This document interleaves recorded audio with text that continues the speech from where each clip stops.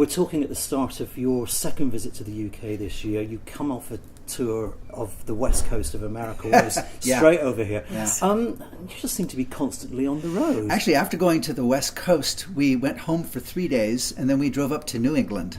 Right. And did some shows in Vermont, and then came back home. There for 2 weeks. So, this has been a busy year. Yeah. Is the nomadic lifestyle enjoyable, or is it more a means to an end just to get to play live? What was the quote that you said just a couple weeks ago? Well, first of all, I have to say it's very enjoyable. I mean, we both love doing this, but I was thinking about it just before we left home for this trip that, we hate to leave, but we love to go. Yeah. So it's always that kind of that pull. We love being home, but we love being on the road as well. And is it a source of inspiration as well in terms of music? Because obviously, especially somewhere like the States. I mean, East Coast is so different to West Coast. Is so different to Central America. Coming over to England, we get inspired by the music over here. I mean, we do a lot of collecting over here, whether it be kind of inspired by Spires and Bowden or something like that. We opened up a show for them a couple of years ago and just wanted to play like them, or sometimes we come across a really good floor singer and we'll steal one of their songs.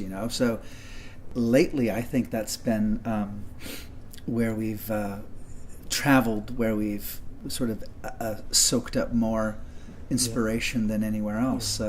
But it also seems, looking at your website, it inspires your blog as well, your road essays. Absolutely. And it's quite interesting reading that there's a sense of love of travel and your home country. Absolutely. There is. And one of the best things about the blogs that I write are, because we travel so much, we'd forget where we had been if I didn't write it down and make kind of a story out of it, or try to bring back the essence of these things that we're feeling as we're traveling.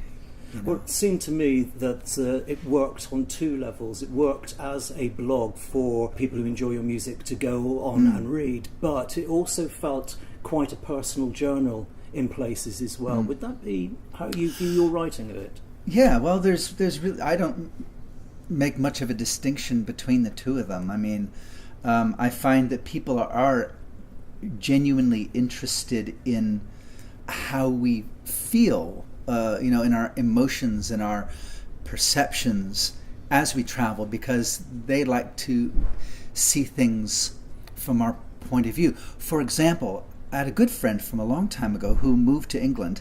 He was from California, and as you know, I just wrote about California, and he read that, and he said that he got the sense of like nostalgia, and he could smell the pine trees in the Sierra Nevadas when he was reading it. You see, and that's the thing that I really enjoy conveying. So if I go back a little, your roots are in New England? Yes. And Dana, you moved to New England. Was it there where you first met and started playing music together? No, it's not actually. I grew up I was born in New York and raised in Vermont, and then I lived in California for a lot of years, and I was living in California when I met Dana. Dana, meanwhile, had grown up in California and had moved to Vermont for many years. Pretty much the same time that I was on the other side of the country. And when we met, he was living on the East Coast. I was living on the West Coast. So he was touring, and we met at a house concert. And he convinced me to move east. And you're now based in Asheville in North Carolina. Yeah. Now, on your last few albums, that you've been joined by local group Free Planet Radio. Is quite a vibrant music community in Asheville? Yes. Incredibly. Incredibly. They're kind of like the Austin, Texas of the Southeast. Asheville, because Asheville is this kind of medium-sized city, so it's not too big and overwhelming, but you have such a dense population of musicians there. All sorts of musicians too. Really, from world music to bluegrass and country and rock, singer-songwriter, jazz, rock and roll, everything, jazz. It's really every aspect. It sort of sounds like a hidden gem then. It is. It's not being tapped into as mainstream as other places. It's being tapped into. Slowly but surely. In fact, before the year that I met Dana, just before I met him and he was living in Asheville, I had read an article in a magazine where Asheville had just been voted the best place in the United States to live. Really? So it people know about it. It's the food and the outdoor activities and the climate and it's just really very nice. Yeah. Yeah.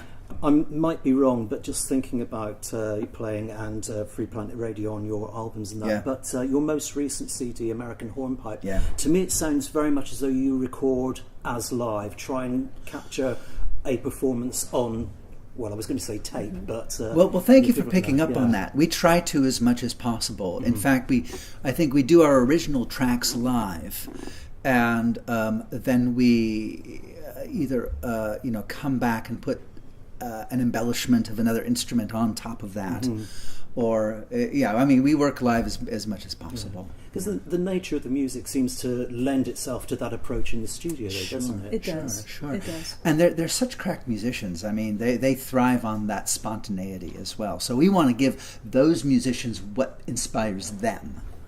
Yeah. I've just been listening to your sound check for tonight's concert, and just interested in that sort of almost like percussive sound you get on the banjo. Can you tell me a little about it? That's called a cluck. Yeah. And basically, what's happening is it's one of the tools of old time clawhammer banjo playing. It's a harmonic that you're hearing, so that you're basically strumming down all the time, but you're creating a harmonic sound that sounds like a. And and you use it percussively. So the banjo is basically a drum. She's my drummer. I mean, if you can listen to when what beat that cluck happens on, it's the 2 and the 4, 1, 2, dun, dun. So we have a full band between the two of us. Is that something that you can learn, or is it an instinct thing? Because there are certain sounds you can get out of various instruments, which no matter how many years you've been playing it, you don't necessarily master, but other people can just pick it up and go straight away. It's a technique you can learn. It's a technique that you can learn. The person who taught me how to play that is John Herman, who's a wonderful old-time banjo player in the States. And he just showed me how to do it one day, and he said, okay, go home now and just get your cluck. And it took me a couple weeks to get it. I had it a little bit, and then it. And then she got too much cluck, and we had to dial it back. I had too much cluck. Just want to ask one final thing. Your concert diary is already full up to next spring. What are your plans for the rest of the year? Is anything else in place? Another album? 2014? Well, we're coming over here in 2014 in the months of late August through early October, so about 6 weeks in the fall. As far as another album, we will begin working on another album with no actual deadline. So we've let our new album live and breathe for a year and a half now, and we'll slowly be working on new material. So I think by our appearance over here in 2015, we'll have a new album. Brilliant. But no hard deadline. Brilliant. Thanks very much. Sure. Thank you very much. Yeah.